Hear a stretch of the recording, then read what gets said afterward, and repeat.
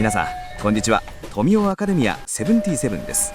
僕は都営三田線で御成門で下車しました。出口は A6 慈恵医大方面に進みます。そしてエレベーターを使って地上に出ます。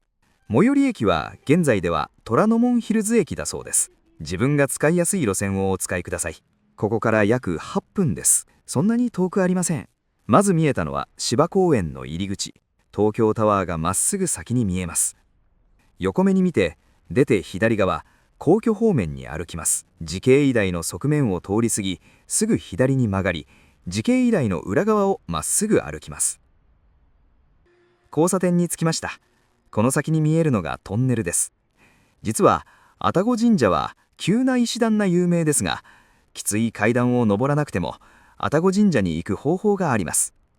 ここのトンネルの入り口左側、NHK 博物館のところに愛宕神社に登る無料の愛宕エレベーターがあります。きついと思われる方は無理をしないでこちらを使われることが良いでしょう。こんな街中に本当に山があるのかな。なぜか不安になりますが、歩いてみるとあるんです。この動画、英語音声で聞くことができるようになりました。字幕での対応はフランス語、韓国語、タイ語、スペイン語で対応しています。ぜひ英語音声で聞いてみてください。また過去の渋谷散歩も対応しています。ぜひ海外のご友人にもご紹介ください。ありました。愛宕山です。そうです。こちらが愛宕神社です。これは23区の中では最も標高の高い自然の山なんです。自然に形成された一番背の高い山が港区にあるなんてびっくりです。愛宕神社、建てられたのは江戸幕府初代将軍徳川家康の頃になります。今はもう高層ビル群に囲まれています。東京港区にそびえる愛宕神社。そのルーツは古都京都にあります。標高924メートルの愛宕山に鎮座する総本山は1300年もの歴史を持つ聖地です。古くから火の守護神として知られ、京都の家庭やレストランの台所には今でもここのお札が大切に貼られています。また愛宕の三つ参りとして3歳までに参拝すると一生火事に遭わないと言われています。いろんな歴史の舞台にもなっていますから、聞いたことがあるという方も多いのではないでしょうか。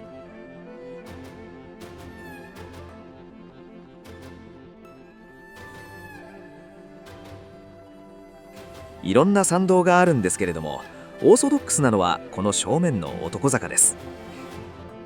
愛宕神社で有名なのが何といってもこの石段、出世の階段男坂と、お隣がちょっとなだらかな女坂。なだらかといっても全然なだらかじゃありませんでした。僕も登ってみます。これが出世の石段と呼ばれているものです。出世をした人がいっぱい来ています。圧倒される石段、全86段あり、傾斜角度は40度。すごく急です。怖いです。いやはや足がすくみます。この愛宕神社がなぜ出世の神様になったのか。出世の石段と言われるようになったのは江戸時代まだ遡ります。間垣平九郎さんという方がきっかけなんですって。この逸話は講談にもなっているので、とても有名なお話ですね。神社の正面にあるのは傾斜35度の険しい石段、別名出世の石段と呼ばれています。物語は江戸時代、徳川家光公が芝の増上寺に参拝した帰り道、愛宕神社の下を通り、山頂に咲く梅を見て言いました。誰か馬に乗ってあの梅を取ってまいれ。あまりの絶壁に誰もが立ちすくむ中、一人の武士間垣平九郎が名乗りを上げました。彼は馬と共にこの絶壁を駆け上り、見事に梅を届けたのです。家光公が彼を日本一の馬術の名人と称賛し、その名は一日で全国に轟きました。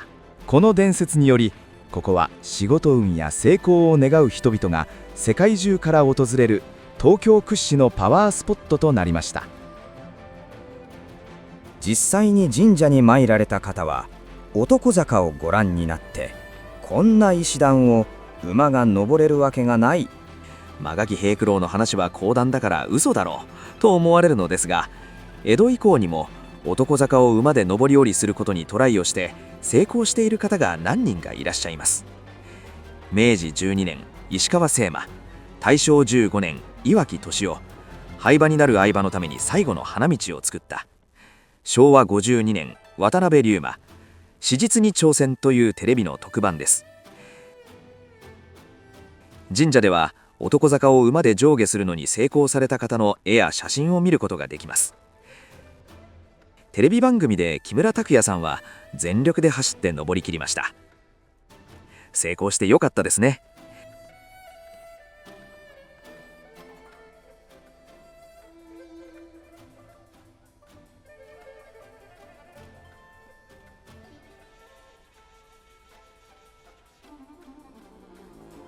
僕は横の手すりにつかまりながらやっと登りました。いやー、登りきりました。見晴らしはいいですね。今はもう高層ビル群に囲まれていますけれども、江戸時代は品川沖の帆掛け船が見えたと言われ、大変素晴らしい景色でした。江戸時代だ、ここからは江戸の人々の生き生きとした暮らしぶりが間近に見えたといいます。そんな江戸の人々に史上最大の危機が訪れようとしていました。明治時代が幕を開ける初日1868年、その危機は新年早々に起こったのです。新政府のやり方に不満を持った旧幕府の将軍徳川慶喜は京都で戦いを起こしたのです。鳥羽伏見の戦いです。新政府軍は西郷隆盛の指揮のもと旧幕府軍を迎え撃ちます。西郷隆盛は天皇から授かった錦の御旗を掲げてこの戦いに勝利しました。劣勢になった徳川慶喜は大阪から江戸に撤退すると、西郷隆盛は江戸に総攻撃をすると決定したのです。江戸は大騒ぎになりました。総攻撃が始まれば江戸はたちまち火の海です。この時に立ち上がったのが徳川慶喜に仕える幕臣勝海舟です。行動力に長けた勝海舟は3月に最後に会談の約束を取り付けます。勝と西郷隆盛は三田の薩摩屋敷で山岡鉄舟の取り計らいで江戸の人々の運命をかけた交渉が行われました。勝と西郷隆盛は交渉の最中にここ愛宕神社に訪れたといいます。江戸中を見渡したこの場所で2人は江戸の人々の暮らしを目の当たりにします。そしてこの地を戦闘で火の海にすることはやめようと江戸総攻撃を中止することを決めたのです。ここがそういった大事な舞台になったという歴史があります。江戸をその火災から救ったということです。正面には本殿が見えます。鳥居から先は神様のいらっしゃる神聖な場所。一礼をしてから中央を避けて歩かれるようお願いいたします。ここで参拝マナー。1、鳥居。一礼をしてから入場しましょう。参道の中央は避けて歩きます。2、長図。右手で柄杓を持ち、左手を、次に右手を、左手に水を受け口をすすぎ、最後に柄杓を洗います。3、お賽銭。神聖な場所への入場に感謝を込め、丁寧にお供えします。4、参拝作法。二礼、二拍手、一礼が基本です。深くお辞儀をし、拍手を打ち、最後に一礼。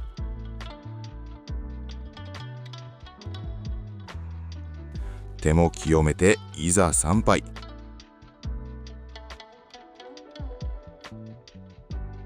これが曲垣平九郎が男坂を駆け上がり、この梅をタオリの梅として徳川家光に献上されたと伝わるタオリの梅の木になります。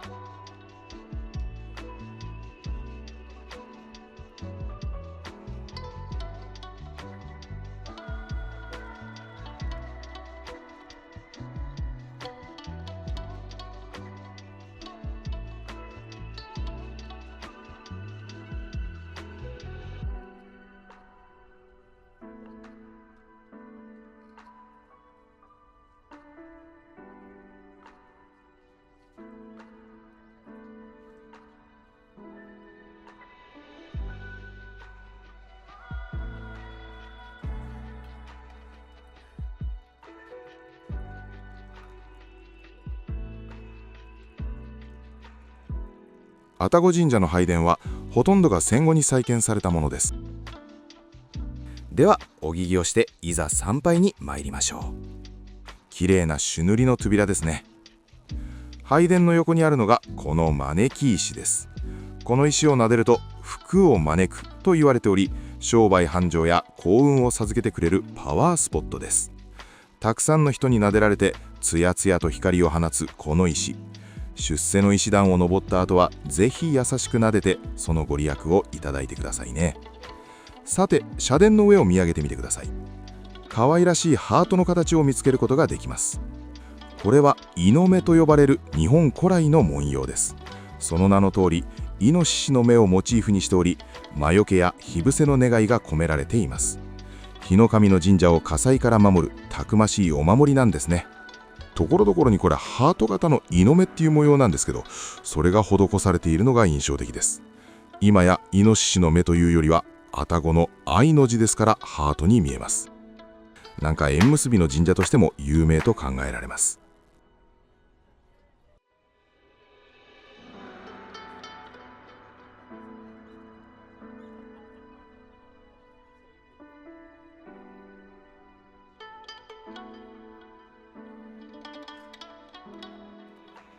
ハート型のお守りなんていうのもありました。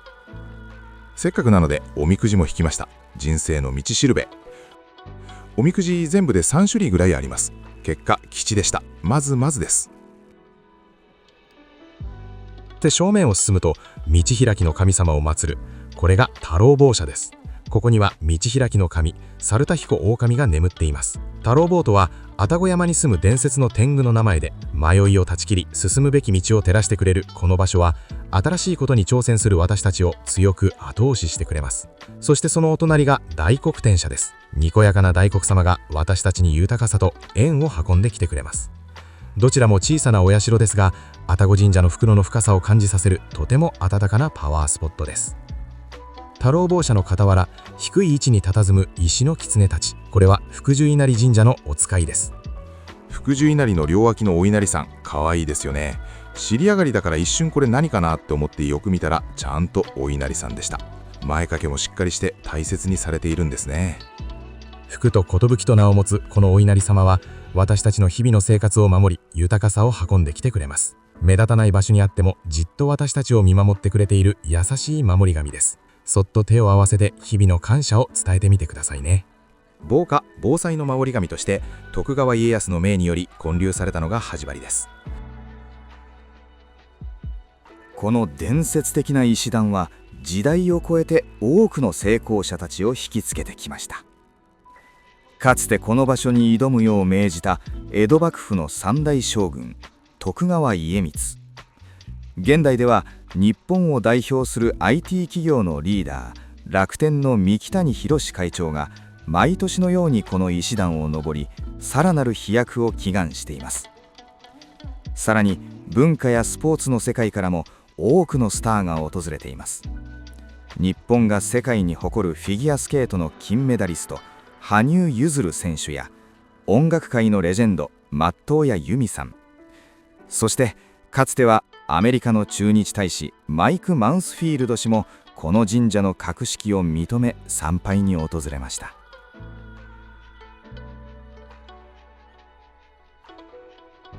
なんか縁結びの神社としても有名と考えられます。真っ赤な額に包まれたまん丸の実がかわいいほおずき。6月の中頃に東京を中心とした関東各地ではほおずき市が開かれ、ここが発祥と言われています。有名なのが江戸中期からの歴史を持つ浅草浅草寺のほおずき市ですが、もともとほおずき市はこの愛宕神社から始まったもので、霊験新たかな愛宕のほおずきとして青いほおずきが境内に並びます。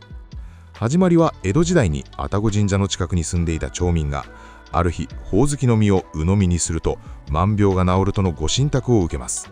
家族や人参に飲ませたところ、本当に子供の肝の虫収まり、婦人の癪にも効き目があり、これはみんなにも広めたいと愛宕神社の縁日で売り出したのが始まりと言われています。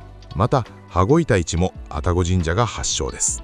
最後に愛宕神社は江戸時代天下取りの神、勝利の神として崇敬されていました。ここからいろいろなことが発祥しているのですね。愛宕神社で七草お火焚き祭り。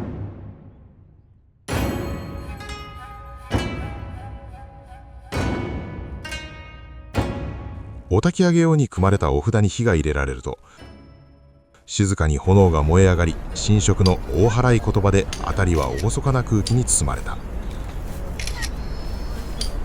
儀式で使われた諸刃の剣は矢場を神花に当てて厄災を切り払う意味があるといいます。一年お守りいただいたお札やお守りをお焚き上げし、その日にあたって無病息災を願う行事です。愛宕神社のご利益は防火、防災、印刷やコンピューター関係、商売繁盛、恋愛、結婚や縁結びとなっています。見どころはくぐると災いを退ける身塗りの門、社殿の左手にある石を撫でると福が身につく招きの石、金運アップの弁財天、道案内道開きの神猿太彦大神が祀られる太郎坊社、商売繁盛の神福寿稲荷社神社、弁財天社の横にある地盤水の滝。今は位置が変わりました。幕末桜田門外の変の際には水戸藩士たちがここ愛宕の石段に集結し、江戸城へと向かったと言われています。間垣平九郎が徳川慶喜に献上したと伝わる田塗の梅の木、そして明治1年勝海舟が西郷隆盛を誘い、ここ愛宕山城で江戸市中を見回しながら会談し、江戸城無血開城へと導いたと言われています。七草粥が振る舞いされています。参列者に振る舞われる七草粥は神社の御神花で作られた特別なもの。神様のパワーを体の中に取り入れて、内面からも体を清めるという意味が込められています。寒さの中でいただく温かいお粥はまさにご利益そのものですね。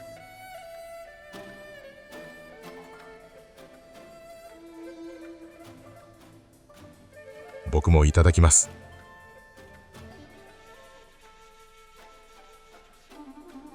このふりかけかけると一層美味しくいただけます。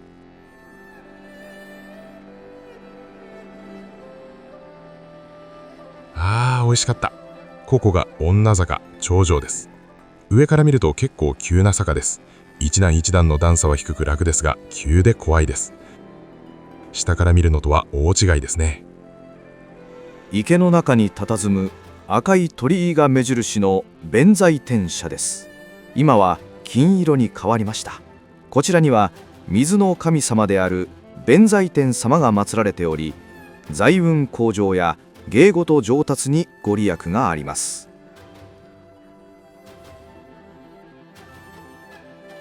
昔は階段を上がりきって鳥居の横にお茶屋さんがあったんですが、今は別の場所に移りました。昔のお茶屋さん、風情が良かったのですが、久々に来てみると随分変わりました。池にいた鯉も今回見かけません。こんなところにひっそりと顔はめパネルがありました。出世の石段ということで、勝海舟さんと西郷隆盛さん、そしてその横、さっき言った間垣平九郎さんです。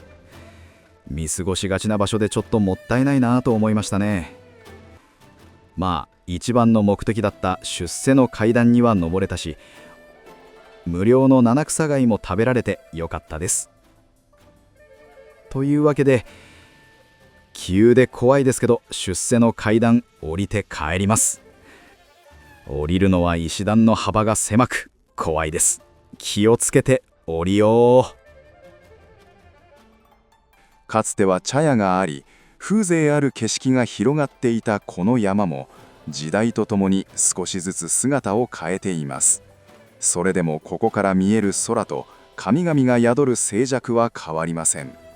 皆さんも人生の出世の石段を登る勇気が欲しいとき、あるいは静かに道を見つめ直したいとき、ぜひ愛宕山を訪れてみてはいかがでしょうか。